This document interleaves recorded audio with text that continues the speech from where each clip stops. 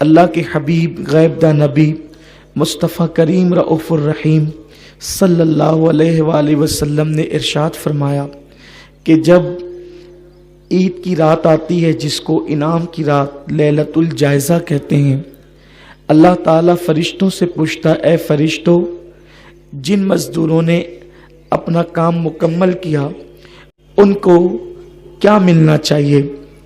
فرشتے عرض کرتے ہیں، میرے اللہ، جب مزدور کام مکمل کر لے تو اس کو پوری مزدوری دینی چاہیے۔ اللہ ارشاد فرماتا ہے، میرے بندوں نے تراویح پڑھی، میرے بندوں نے عبادتیں کی، میرے بندوں نے نمازیں پڑھی، میرے بندوں نے روزے رکھے، جاؤ میں نے ان سب کو بخش دیا۔ اور پھر اس کے بعد جب عید کا دن آتا ہے، اللہ کے حبیب صلی اللہ علیہ وسلم فرماتے ہیں، جیسے کپڑا دھلنے سے کپڑے سے سارے داغ ختم ہو جاتے ہیں اور کپڑا بالکل پاک و صاف ہو جاتا ہے، جب عید کی نماز پڑھ کے مسلمان اپنے گھروں کی طرف لوٹتے ہیں تو وہ ایسے ہی گناہوں سے پاک ہو کر لوٹتے ہیں جیسے کپڑا دھلنے سے کپڑا پاک و صاف ہو جاتا ہے۔ یعنی مسلمانوں کے، مومنوں کے دفتر میں ایک گناہ بھی باقی نہیں ہوتا اور اللہ ان کے سارے گناہوں کو معاف کر دیتا ہے۔ ان کی مغفرت اور انعام، اللہ فرماتا ہے، اللہ کا وعدہ ہے کہ عید کے اجتماع میں یعنی عید کی نماز میں میرے بندے مجھ سے جو مانگیں گے اس نماز عید کے بعد دعا میں میں ان کو ضرور عطا کروں گا، جو مانگ لے عطا کروں گا۔ آج کا دن اتنا مبارک دن ہے، لیکن آپ کو یہ بات معلوم ہے کہ جب رمضان شریف آتا ہے تو شیاطین کو اللہ تعالیٰ جہنم میں قید کر دیتا ہے، اور جب شیاطین جہنم میں قید ہو جاتے ہیں تو عید کے دن ان کو پھر سے آزادی مل جاتی ہے۔ رمضان شریف کا چاند جیسے ہی ختم ہو کر عید کا چاند نظر آتا ہے تو ان کو آزادی مل جاتی ہے، جہنم سے وہ کھل جاتے ہیں۔ اور عید کی صبح کو وہ شیطانوں کا جو سب سے بڑا سردار ہوتا ہے وہ اپنے سر پہ خاک ڈالتا ہے، اس کے شاگرد اس سے کہتے ہیں، آقا تو اتنا پریشان کیوں ہے؟ تو وہ کہتا ہے، آج ابن آدم کو اللہ نے بخش دیا، سب کو معاف کر دیا، اللہ نے سب کو مغفرت کا پروانہ عطا کر دیا، نجات کا پروانہ عطا کر دیا۔ تو اس کے شاگرد کہتے ہیں، تو روتا کیوں ہے؟ تو ہمیں ڈیوٹی دے کے ہم کیا کریں؟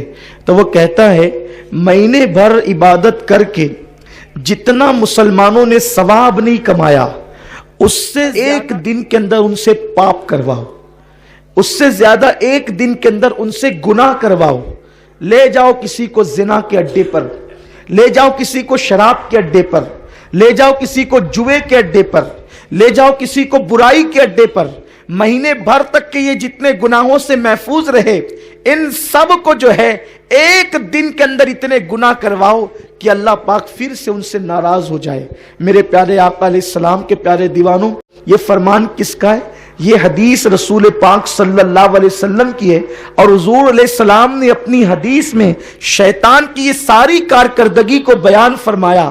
اب میں آپ سے پوچھنا چاہتا ہوں، میری قوم جس نے رمضان شریف کے روزے رکھے، جو فلموں سے بچے رہے، جو داڑیاں منڈانے سے بچے رہے، جو زنا کے اڈوں پر جانے سے بچے رہے، جو شراب کے اڈوں پر جانے سے بچے رہے، اب ان کا پلان کیا ہوگا؟ جلدی سے عید کی نماز ادا کریں، گھر جائیں، لوگوں سے ملیں، اور اس کے بعد پھر دوست و احباب کے ساتھ فلموں میں جائیں۔ کتنے افسوس کی بات ہے کہ مسلمانوں کا اتنا عظیم تہوار عید کا دن، جس دن اللہ مسلمان کے پاپی سے پاپی بندے کو بھی بخش دیتا ہے، مومن اگر ہے اس کے دل میں ذرہ برابر رائی کا دانہ ہے تو اللہ اس کے پاپ نہیں دیکھتا، عید کے مبارک دن کے صدقے اللہ اس کے سارے جرائم کو بخش دیتا ہے۔ لیکن جس بندے کو خدا نے اپنی رحمت سے بخش دیا اس بندے کا حال کیا ہے؟ اب وہ فلم میں جانے کا پلان کر رہا ہے، اور مسلمانوں کے تہوار پر باضابطہ طور پر فلم خانوں پہ بورڈ لگتے ہیں کہ یہ ہاؤس فل ہو گیا ہے، اب یہاں بیٹھنے کی جگہ نہیں۔ میں صرف آپ سے اتنا پوچھنا چاہتا ہوں، کیا کبھی عیسائیوں کے تہوار پر بھی فلم خانے ہاؤس فل ہوتے ہیں؟ کیا کبھی کافروں کے تہوار پر بھی فلم خانے ہاؤس فل ہوتے ہیں؟ مسلمانوں تمہیں شرم آنی چاہیے، جس مذہب کے رسول نے आंखों से बदनजरी करने पर फरमाया कि जो लोग निगाहों से बदनजरी करेंगे, अल्लाह ने जिन चीजों को देखने से मना किया है, उन महरमात को अगर वो अपनी आंखों से देखेंगे, मरते वक्त पहले उनका ईमान छीना जाएगा, उसके बाद उनको मौत आएगी। हैरत है वो कौमें, वो लोग जिनके यहां रसूल की आमद का कोई तसव्वुर नहीं, हैरत है जिनके यहां कुरान जैसी किताब नहीं, उन कौमों के त्यौहार पर फिल्म खाने हाउसफुल नहीं होते, उन कौमों के त्यौहार पर जिना के अड्डों पर पहरे नहीं बिठाए जाते। और मुसलमानों, हैरत है। और फिर क्या वक्त आ गया है, हमारे नौजवान ऐसे निकलेंगे गुनाहों की तरफ। ईद का दिन है, न सैर और तफरीह के लिए कोई ममानियत है, न खुशी के लिए कोई ममानियत है, लेकिन मुसलमानों हम खुशी करें। ईद का दिन है, न सैर और तफरीह के लिए कोई ममानियत है, न खुशी के लिए कोई ममानियत है, लेकिन मुसलमानों हम खुशी करें, नाजायज काम न करें। इसलिए कि तुम पर ऐसी आफतें, ऐसी बलाएं टूट पड़ी है कि अगर तुम उससे निपटना भी चाहो तो नहीं निपट सकते। मेरा अल्लाह फरमाता है वमा अस्साबकुम मिन मुसीबतिन फबिमा कसबत ऐदीकुम, कि तुम पर जो भी मुश्किलें और मुसीबतें आती है वो तुम्हारे हाथ की कमाई है। हमारा हाल ये है, जब तक के कमाए हुए पूरा पैसा मेरी कौम का नौजवान खत्म नहीं कर देता, उस वक्त तक वो ड्यूटी पर नहीं जाता और गुनाहों के अड्डों को आबाद करता रहता है। खुदारा अपने बच्चों के मुस्तकबिल की फिक्र करो, अपने आप की फिक्र करो, अपनी औलाद की फिक्र करो। आप बताएं, अगर इस तरीके से फजूल खर्ची तुम करते रहे तो तुम अपने बच्चों की तालीम पर कब तवज्जो दोगे?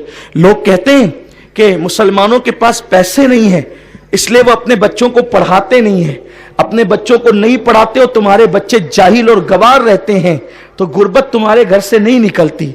अगर एक बच्चे को पढ़ाए, उसको तालीम हासिल करवाए, तो मैं आपको ये कहना चाहता हूं 10 साल अगर एक बंदा मेहनत करे अपने बच्चे को पढ़ाने पर, इंशाअल्लाह 10 साल के बाद उसकी गुर्बत का खात्मा हो जाएगा।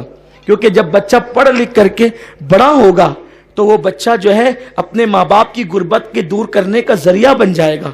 लेकिन आज हमारा हाल ये है कि हम कहते हैं हम गरीब हैं, हमारे पास पैसे नहीं पढ़ाने के लिए। जिस कौम के पास पढ़ाने के लिए पैसे नहीं है, वो कौम का करोड़ों रुपया तो फिल्म खानों में जा रहा है, उस कौम का करोड़ों रुपया तो ज़िना के अड्डों पे जा रहा है, उस कौम का करोड़ों रुपया तो गुनाहों के अड्डों पे जा रहा है, उस कौम का करोड़ों रुपया तो शराब के ऊपर खर्च हो रहा है। आप कैसे कहते हैं हमारे पास पैसे नहीं है? अल्लाह ने हमें बहुत दिया है। अगर हम अपनी अल्लाह की दी हुई दौलत को सही राह में खर्च करें तो इंशाअल्लाह तबारक व तआला हम तरक्की कर सकते हैं। आज के दिन, ईद के दिन ये पैगाम है कि अगर हमें आधी रोटी खाना पड़े तो खाएं, हमें एक दिन में एक टाइम का खाना खाना पड़े तो एक टाइम का खाना खाएं, 2 टाइम का खाना तर्क कर दें, लेकिन अपने बच्चों को जरूर पढ़ाएं। खास तौर पे स्कूल कॉलेजेस अपने बच्चों को पढ़ा करके अपने बच्चों को आगे बढ़ाएं। जब तक के कौम मुस्लिम तालीम हासिल नहीं करेगी, ये कौम कभी तरक्की नहीं।